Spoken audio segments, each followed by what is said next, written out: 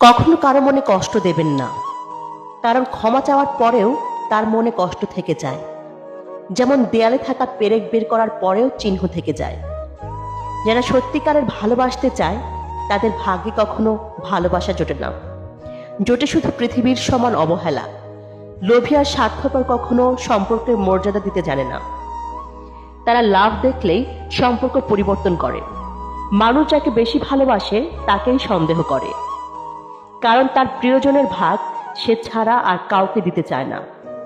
তুমি কাউকে সহজেই বোকা বানিয়ে দিতে পারবে, অথবা কারো সরলতার সুযোগ নিয়ে ঠকিয়ে দিতে পারবে। কিন্তু নিজের বিবেকের কাছে একবার প্রশ্ন করে দেখো, নৈতিকতার দিক দিয়ে কি তুমি নিজেই হেরে গেলে না তো?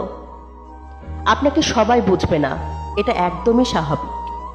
তাই সময় নষ্ট না করে এড়িয়ে যান সেই সব মানুষদের, যাদের কথা শুধু মন খারাপ করে দেয়। কিছু ভুল ক্ষমার অযোগ্য হলেও সম্পর্ক টিকিয়ে রাখার জন্য ক্ষমা করে দিতে হয়।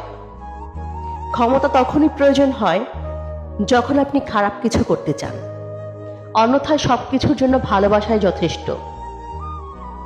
আমাকে একবার নয়, যদি 1000 বার জিজ্ঞেস করা হয় এই পৃথিবীতে সবচেয়ে কঠিন কাজ কি, আমি বলবো মানুষ চেনা।